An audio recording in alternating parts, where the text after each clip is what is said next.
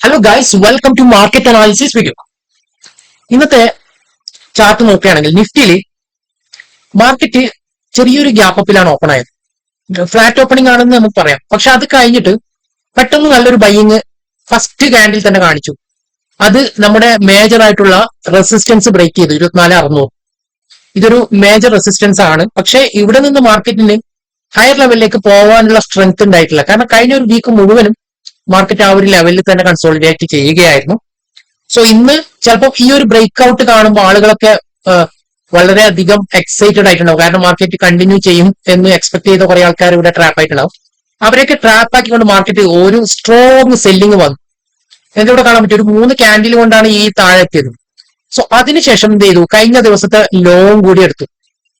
Law എടുക്കുമ്പോൾ ഇവിടെയും ആളുകൾ ചിന്തിക്കും, ഓക്കെ ലോ എടുത്തു, ഇനി മാർക്കറ്റ് നല്ല രീതിയിൽ താഴേക്ക് പോകും. അവിടെ നിന്ന് എന്ത് ചെയ്തു, റിവേഴ്സ് ആയിട്ട് നേരെ ഹൈയിലേക്ക് പോയി. സോ ഹൈയിലേക്ക് പോയിട്ട് പക്ഷെ ഈ ഒരു ഡേ ഹൈ എടുക്കാതെ ഹൈഡ് ആ ഒരു ഡേ ഹൈഡ് അടുത്തത് ഒരു കൺസോളിഡേറ്റ് നടന്നു. കൺസോളിഡേഷൻ എന്ന് വെച്ചാൽ ഒരു ലോങ് കൺസോളിഡേഷൻ ആണ്. ഇടക്ക് അത് ഇന്റേണൽ ലിക്വിഡിറ്റി ഒക്കെ എടുത്തിരുന്നു. അതായത് ഈ ഒരു റേഞ്ച് നമ്മൾ മാർക്ക് ചെയ്യുകയാണെങ്കിൽ ഫസ്റ്റ് ലോ എടുത്തു, അതിനുശേഷം ഹൈ എടുത്തു. അതായത് ഈ ഒരു കൺസോളിഡേഷൻ റേഞ്ച് ഒന്ന് ഫസ്റ്റ് ഇവിടെ ലോ ബ്രേക്ക് ചെയ്തു, പിന്നെ ഹൈ ബ്രേക്ക് ചെയ്തു. പക്ഷെ രണ്ട് സമയത്ത് മാർക്കറ്റ് റിവേഴ്സ് ആവുന്നതാണ് കാണുന്നത്. പിന്നെ വീണ്ടും ലോയിലേക്ക് വന്നു, ലോ എടുത്തു, വീണ്ടും റിവേഴ്സ് ആയി, ഹൈയുടെ അടുത്ത് നിന്ന് വീണ്ടും താഴേക്ക് വന്ന് ക്ലോസ് ചെയ്തു. അതായത് ഒരു ഒരു ഫ്ലാറ്റ് മാർക്കറ്റ് ആണ്. അതായത് മാർക്കറ്റിന് എങ്ങോട്ടാണ് മൂവ് ചെയ്യേണ്ടതെന്നുള്ള ഒരു കൺഫ്യൂഷൻ ഉള്ളതുപോലെ ഉണ്ട് ഇപ്പോഴും. ഇനിവേ നോക്കുകയാണെങ്കിൽ നാളെ നിഫ്റ്റിയുടെ എക്സ്പയറി ഡേ ആണ്. സോ എക്സ്പയറി ഡേ ആയതുകൊണ്ട് തന്നെ ഇന്നത്തെ മാർക്കറ്റും ഒരു സെല്ലേഴ്സിന്റെ ഒരു മാർക്കറ്റ് തന്നെയാണ്. സോ നാളെ മേ ബി ഓപ്പോസിറ്റ് ആവാം, നല്ലൊരു ഡയറക്ഷൻ ഒക്കെ കിട്ടാനുള്ള പോസിബിലിറ്റി നമുക്ക് എക്സ്പെക്ട് ചെയ്യാം. 24,600 ആണ് മേജർ ലെവൽ. താഴേക്ക് നോക്കുകയാണെങ്കിൽ 24,500 ലെവലുണ്ട്. കാരണം നാളെ എക്സ്പയറി ആയതുകൊണ്ട് ഈ ലെവലിലൊക്കെ ആളുകൾ സെല് ചെയ്തിട്ടുണ്ടാവും. സോ ഇവിടെ നിഫ്റ്റിയുടെ ഓപ്പൺ ഇൻട്രസ്റ്റ് ചാർട്ട് നോക്കുകയാണെങ്കിൽ 24,600 നല്ലൊരു കോൾ സെല്ലേഴ്സ് ഉണ്ട്. അതായത് കോൾ സെല്ല് ചെയ്ത ആളുകളുടെ എക്സ്പെക്ടേഷൻ എന്ന് വെച്ചാൽ 24,600 മുകളിൽ മാർക്കറ്റ് നാളെ പോകില്ല എന്നാണ്. പക്ഷെ അതേസമയം ഇവിടെ നോക്കുകയാണെങ്കിൽ 24,500, 550, 600 ഒക്കെ ഗുഡ് സെല്ലേഴ്സ് ഉണ്ട്. സോ നല്ല ഒരു കോമ്പറ്റീഷൻ ഉണ്ടാവാനുള്ള സാധ്യതയുണ്ട് നാളെ.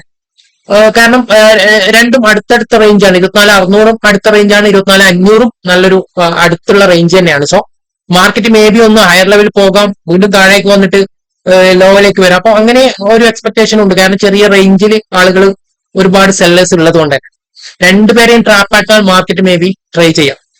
സോ ഇപ്പോഴും നമ്മുടെ വ്യൂ എന്ന് പറഞ്ഞാൽ ബുള്ളിഷ് ആണ്. കാരണം നമ്മൾ പറഞ്ഞിരുന്നു നമുക്ക് ഒരു ബേരിഷ് വ്യൂ ഉള്ളത് കഴിഞ്ഞ വീക്കിന്റെ ലോ ബ്രേക്ക് ചെയ്താൽ മാത്രമാണ്. കാരണം ഈ ഒരു ലോ ബ്രേക്ക് ചെയ്താലേ നമ്മളൊരു സ്ട്രോങ് ബേരിഷിലേക്ക് നമ്മൾ പോകും. അതായത് 24,428 താഴെ പോവുകയാണെങ്കിൽ മാത്രമേ നമ്മൾ ബിയറിഷ് ഉള്ളൂ. ഇവിടെ നമുക്ക് ചാർട്ട് ഒരു റെഡ് ക്യാൻഡിൽ കൊടുക്കാം. ഓക്കെ, സോ ഇതാണ് നമ്മുടെ ബിയറിഷ് ആവാനുള്ള ഒരു പോയിന്റ് എന്ന് പറയുന്നത്. സോ അതിന് മുകളിലൊക്കെ മാർക്കറ്റ് റിക്കവർ ചെയ്യാനുള്ള പോസിബിലിറ്റി ഉണ്ട്. ഇനി നമ്മൾ സ്ട്രോങ് ആയിട്ട് ബുള്ളിഷ് ആവുക എന്നുള്ളത് ഈ ഒരു ലെവലിന്റെ ഹൈ ആയി 24,600. പക്ഷെ അതിന്റെ മുകളിൽ പല പ്രാവശ്യം മാർക്കറ്റ് പോയിട്ടുണ്ട്. പക്ഷെ അപ്പോഴൊക്കെ മാർക്കറ്റ് തിരിച്ച് അതിന്റെ താഴേക്ക് തന്നെ വന്നു, ഇന്നും താഴെയാണ് ക്ലോസ് ചെയ്തിട്ടുള്ളത്. സോ ഇതാണ് നിഫ്റ്റിയുടെ ആകെ ഒരു കണ്ടീഷൻ എന്ന് പറയുന്നത്. ഇനി നമ്മൾ ഗോൾഡിന്റെ ചാർട്ട് നമുക്കറിയാം കഴിഞ്ഞ വീക്ക് ക്ലോസ് ചെയ്തത് ഇവിടെയാണ്. സോ നമ്മൾ പറഞ്ഞിരുന്നു ഈ ഒരു ഏരിയയിലേക്ക് മാർക്കറ്റ് വരാനുള്ള പോസിബിലിറ്റി ഉണ്ട്, അവിടുന്ന് റിക്കവർ ചെയ്യാം.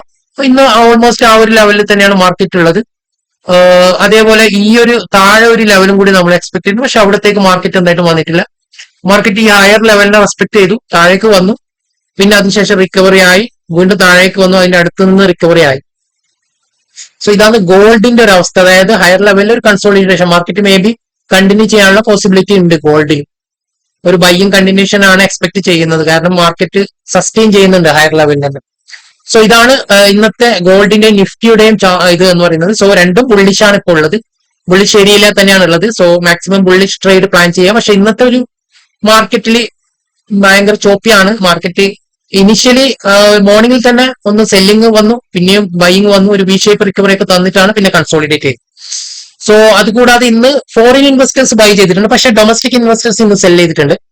പിന്നെ നമ്മുടെ ക്രൂഡിന്റെ പ്രൈസ് ചെറിയ രീതിയിൽ ഇൻക്രീസ്, എന്തെങ്കിലും ന്യൂസ് വന്നിട്ടുണ്ടോ അറിയില്ല. 89 എന്തെങ്കിലും ബാഡ് ന്യൂസ് വന്നിട്ടുണ്ടാവും. അതായത് ഇങ്ങനെ സ്പെയ്ക്ക് ആവുന്നത്. സോ അതൊരു കൺസേൺ തന്നെയാണ്. നാളെ അത് നാളെ കൂടുകയാണെങ്കിൽ മേ ബി നല്ല ഗ്യാപ് ഡൗൺ ഒക്കെ ആണെങ്കിൽ മാർക്കറ്റിൽ ഒരു സെല്ലിംഗ് പ്രഷർ കൂടാനുള്ള പോസിബിലിറ്റി ഉണ്ട്. കാരണം നമുക്കറിയാം ഇവിടെയൊക്കെ സെല്ല് ചെയ്ത പുട്ട് സെല്ലേഴ്സ് ഉണ്ടാവും, അതായത് 24,500 ഈ ലെവലിലൊക്കെ സെല്ല് ചെയ്തവർ നല്ല ഗ്യാപ് ഡൗൺ ഒക്കെ കിട്ടിയാൽ അവരൊക്കെ പെട്ടെന്ന് പൊസിഷൻ ക്ലോസ് ചെയ്യാനുള്ള സാധ്യതയുണ്ട്. സോ അപ്പോ അതൊരു മാർക്കറ്റിനെ വീണ്ടും താഴെ കൊണ്ടുപോകാനുള്ള പോസിബിലിറ്റി ഉണ്ട്. ഇതൊക്കെയാണ് നാളത്തെ നമ്മുടെ എക്സ്പെക്ടേഷൻ എന്ന് പറയുന്നത്. ഇനിവേ നാളെ എക്സ്പയറി ഡേ ആണ്, അതുകൊണ്ട് വളരെ ശ്രദ്ധിച്ച് ട്രേഡ് പ്ലാൻ ചെയ്യുക. Thank you for watching this video.